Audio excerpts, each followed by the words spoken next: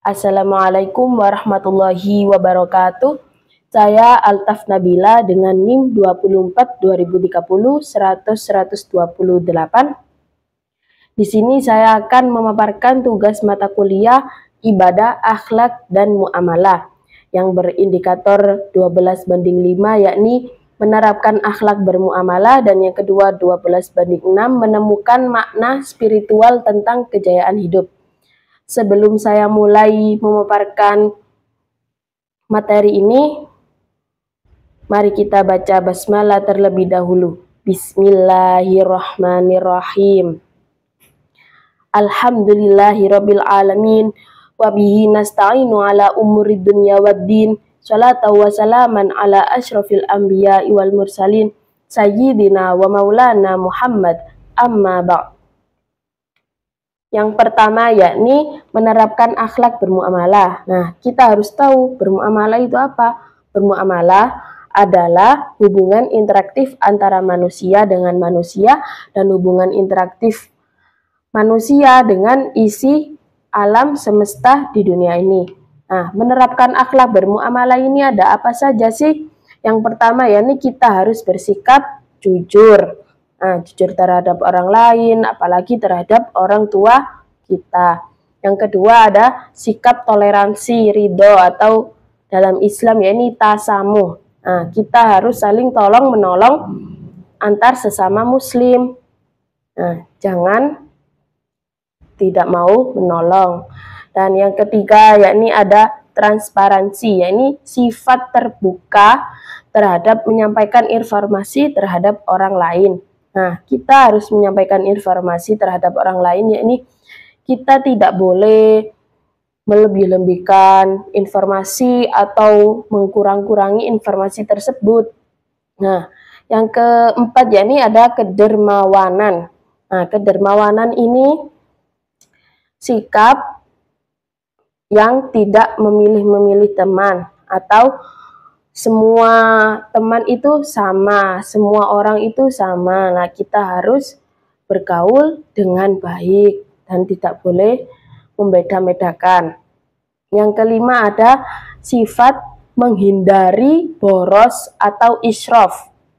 Nah, kita jika memiliki harta yang berlebih, kita harus menggunakannya lebih bijaksana.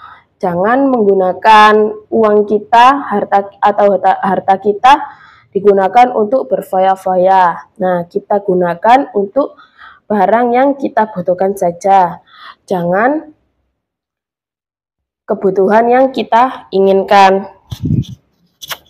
Nah, yang keenam yakni ada menghindari sifat iri atau dengki. Nah, sifat iri atau dengki ini sudah dijelaskan dalam Islam ya, tidak boleh melakukan sifat iri atau dengki karena ini termasuk perbuatan buruk ya. Kalau iri dalam hal kebaikan, misalnya iri kepada teman kita mendapat nilai baik, nah itu membuat kita, respon terhadap kita bisa menyaingi mereka dalam hal kebaikan karena kita ingin berubah menjadi lebih baik seperti anak itu tadi yang mendapat nilai baik.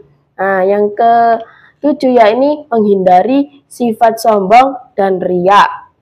Nah, kita tidak boleh sombong karena di sini kita hanya titipan dari Allah yang kita menjalani dengan berkelakuan yang baik, karena kita di sini hanya titipan dari Allah dan sombong itu hanya milik Allah Subhanahu wa taala. Nah, di sini juga sudah dijelaskan dalam riwayat hadis Al-Baihaqi yang berbunyi innama bu'istu liutimma makarimal akhlak, yang artinya sesungguhnya aku diutus hanya untuk menyempurnakan akhlak manusia. Nah, yakni Rasulullah di sini diutus untuk menyuruh manusia menyempurnakan akhlak-akhlaknya di dunia ini. Dan yang kedua yakni ada makna spiritual kejayaan hidup. Nah, apa sih makna spiritual kejayaan hidup itu? Nah, setiap orang kan tentu berharap agar kehidupan di dunianya ini bahagia, sejahtera lahir batin. Nah, ia berupaya agar apa yang dilakukannya berdampak pada kesejahteraan pada dirinya.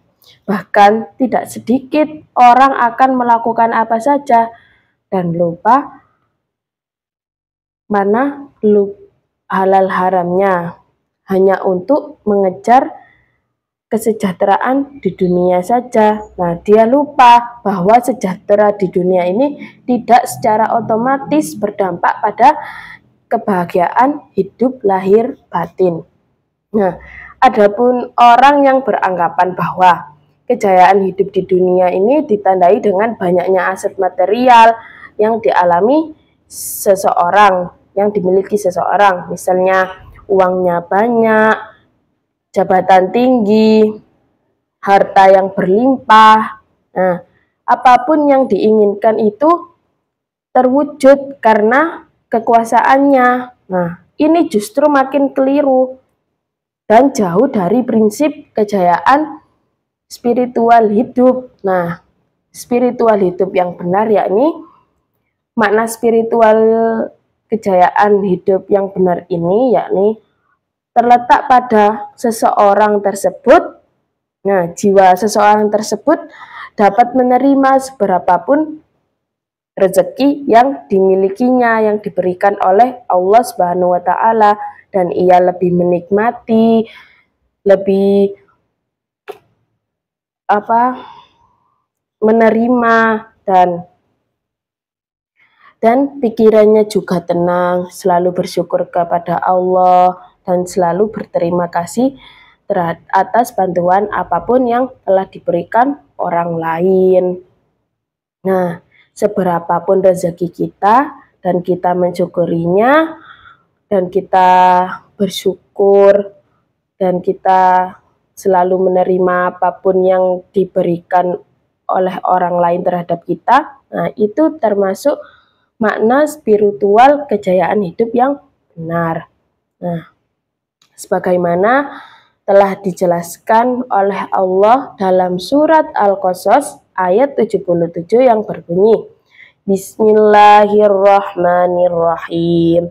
Wabtaghi fima ataqallahu ad-daral akhirati wa la tansa nasibaka minad dunya wa ahsani kama ahsanallahu ilaika wa la tabaghil fasada fil ardh innallaha la yuhibbul mufsidin, yang artinya, dan carilah pada apa yang telah dianugerahkan oleh Allah, tetapi janganlah kamu lupakan bagianmu di dunia, dan berbuat baiklah kepada orang lain sebagaimana Allah telah berbuat baik kepadamu, dan janganlah kamu berbuat kerusakan di bumi ini.